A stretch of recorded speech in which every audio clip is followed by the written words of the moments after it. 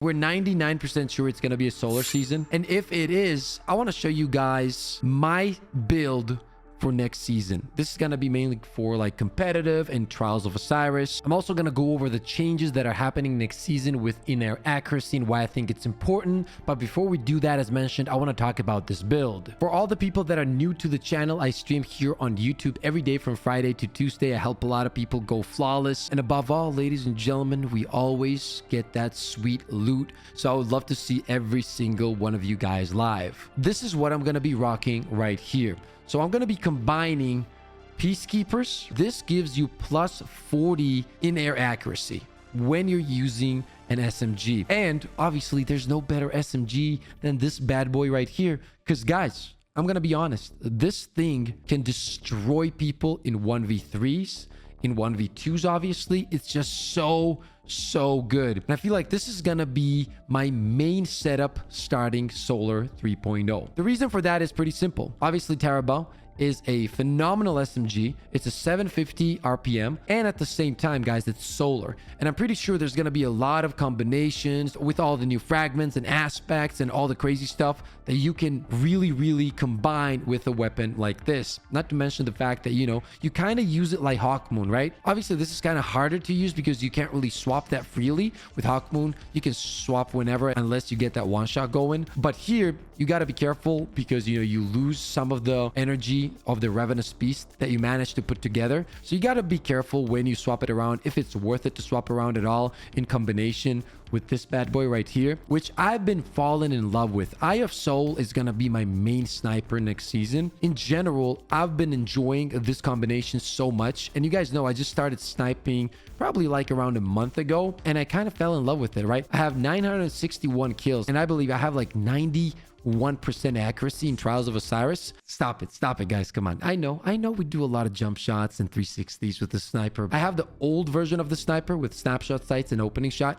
I slap on Icarus grip, as you guys can see right here, and it's a really powerful weapon. So this is going to be my main loadout right here. And on top, we're going to be able to use some of the aspects, I guarantee you that, or fragments, which will further increase the in-air accuracy. That will give me the ability with this combination right here, guys, because some exotics have separate in-air accuracy stats. Now let's take a look at the actual stats. Terrabine Peacekeepers, for example. We can also take a look at some of the other weapons, and I'm also gonna explain the whole in-air accuracy changes, the aim assist cone, the precision cone, all that stuff. And I think you guys will see that this is gonna be pretty important next season. First of all, you guys keep in mind that the Icarus weapon mod next season is gonna give you plus 15 in-air accuracy, which is going to be huge on legendary weapons. And right here, you guys can see hand cannons are going to have around 0 to 25. Probably it's going to be different for every weapon. Sidearms 0 to 30, which is awesome. And in one of the videos I made about the sidearms, I said that they're going to be amazing next season.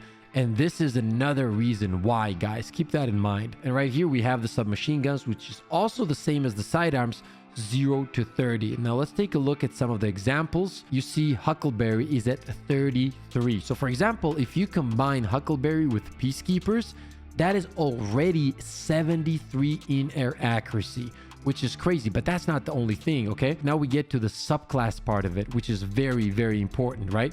The Hit Rises ability gives you plus 70 while Hit Rises is active. This is every time you will be consuming that grenade. However, if you look at the Tempered Metal ability, it says plus 20 after getting a solar weapon kill. And this is why I think that the Taraba in combination with the Peacekeepers is going to be even better. It's a submachine gun and it's a solar weapon at the same time. So every time you get that kill, you have an extra plus 20 in-air accuracy, which is huge. And then the Whisper of Hedron Stasis Fragment plus 20 after freezing a target. And here you can see the Peacekeepers is plus 40 to submachine guns. Lion Rampants is plus 50 to hipfire only. And there's so much here to unpack, and I will be making some crazy builds for next season, so stay tuned for that. But right now, I want to pay attention to this one right here. So they have the Terraband Peacekeepers combination as an example, which is perfect, which means that we are going to get 63 just from using these exotics together. And even though I'm going to be using tempered metal instead of Hedrons, it's going to be the same number. We're going to be at 83 airborne effectiveness, which is really, really high. So let's clarify how this in-air accuracy things works, okay? When grounded and aiming down sights, the full aim assist cone angle is used to determine whether a shot is a crit or a body shot. When airborne or hip firing, by default, you only get a crit if you're aimed exactly at the head. While airborne, the airborne effectiveness stat grants you some forgiveness for this in the form of the precision aim cone. We have a graphic to help illustrate all of this. So they say it right there. The airborne effectiveness stat grants you some forgiveness. Pretty much what they're saying is the higher the stat is going to be, the easier it's going to be for you to land those precision shots. Now, before we take a closer look at these, for some people that don't know, the blue circle right here is the aim assist cone. The dot in the middle is pretty much where you're aiming at this point.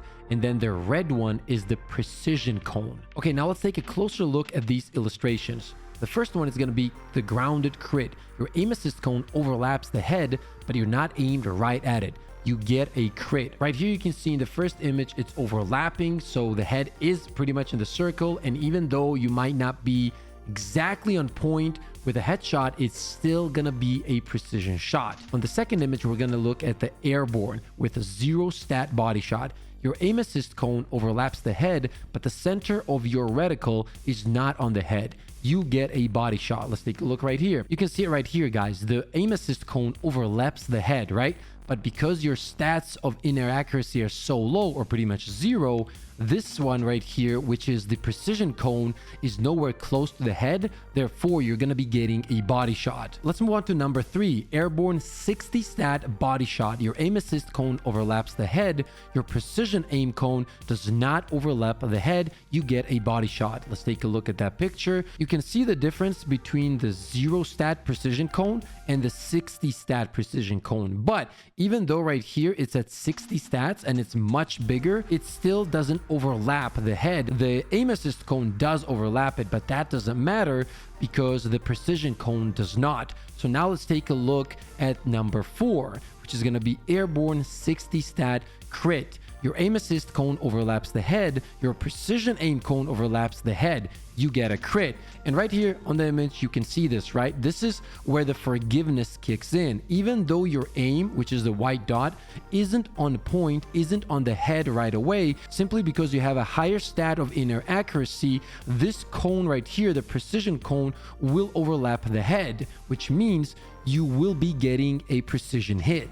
And then they talk about aim assist while airborne. Auto aim, aka bullet bending, bullet magnetism, angle. If target falls inside this cone, your projectile will aim at the target before the effects of this accuracy cone. This applies equally to mouse and keyboard and controller. Reticle friction and adhesion. Friction slows down your aim when a target is within this cone, and adhesion can pull your aim to stay on the target if they move while you're aiming. This is only turned on for controller. In the live game, both angles are held while airborne. In Season 17, these cones are still held as before and have an additional penalty angle that's subtracted from this depending on the airborne effectiveness stat. Here are some numbers. 0 stats. Auto aim. Angle penalty is roughly half of the cone angle. When it comes to friction and adhesion, angle penalty is roughly a quarter of the cone angle. In internal playtests, we found that controller players were more affected by this penalty and halved it. And at 100 stat both cones, angle penalty is 0. At 100, the auto aim and friction cones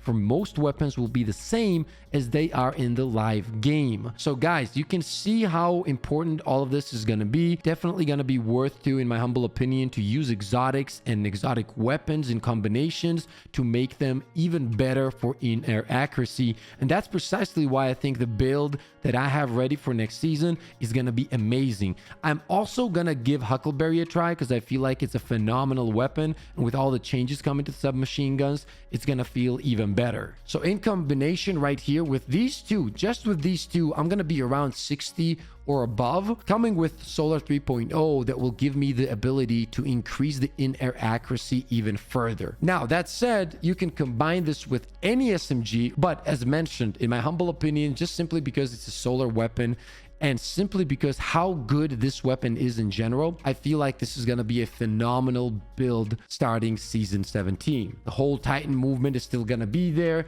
with the shoulder charge and so on. So let's quickly take a look at the mods that I'm running. This is the helmet right here. Then on the gloves, we have submachine gun loader and taking charge. Here's the chest piece. And then obviously the boots with some beautiful sniper rifle scavenger. Now this is going to be gone next season, so you're not going to be able to use these in PvP, which in my opinion was a great change. I can't wait to test out how the Crucible is going to feel with all the new special ammo changes, especially in modes like competitive and Trials of Osiris. And then on the class item, we have double utility kickstart and high energy fire, which gives me the ability to get my barriers really fast. And you guys know, I never tried to get used to those, you know, overpowered things. Like I've taken off the overshield because the thing is, I want to be good at the neutral game of the class, right? I don't want to get used to one ability that is so powerful and then next season starts, I don't have it anymore, and then I'm like, oh shit, what do I do now? It's such a beauty. I really hope you guys try this build out. I guarantee you next season this is gonna be so freaking strong, man. Right now, even right now, slap this combination on, hop into the Crucible, and trust me, you will easily fall in love with this badass combo right here.